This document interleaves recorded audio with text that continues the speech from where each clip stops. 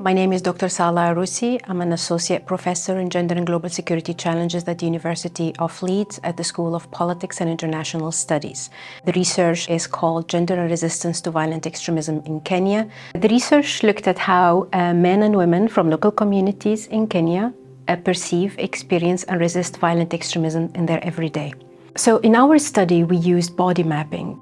Body mapping is a relatively new research method that uses the body as a research site. The process of body mapping at its most basic level involves tracing the body on a canvas and then adding symbols and paintings and words that the person wants to indicate something according to them.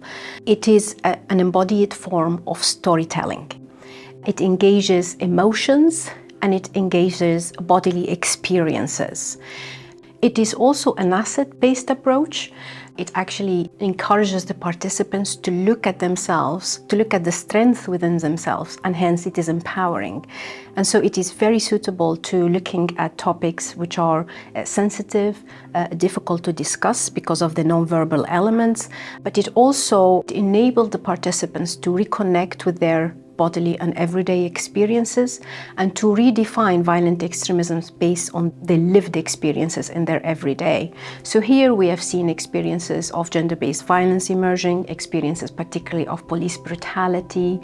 So we wouldn't have otherwise been able to do so, but also we wouldn't have been able to connect with participants who are illiterate and groups that are particularly marginalized because of their inability to articulate and deal with these kind of really very difficult and elusive concepts such as violent extremism. Body mapping is participants-led, so in terms of the ethics, so you're not interrogating the participants. The participants are deciding how to respond to a question by drawing it. It also uses symbolism and images, so people can draw things that they wouldn't want to say it in person. So there is a lot of ethical considerations in that.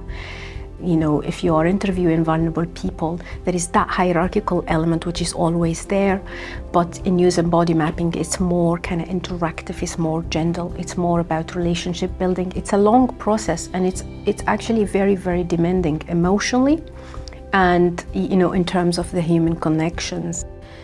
The body mapping process is actually leads to building relationships between the participants, which are often long-lasting.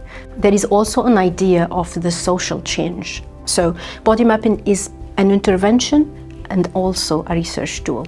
It is an intervention because it enables participants to reflect on their lives and it enables them to find solutions to their problems, and hence it provides that element, but it is also therapeutic, so in a sense it is also an intervention. You always have to think about your research design and research approach and what type of methods you're going to use to engage these people.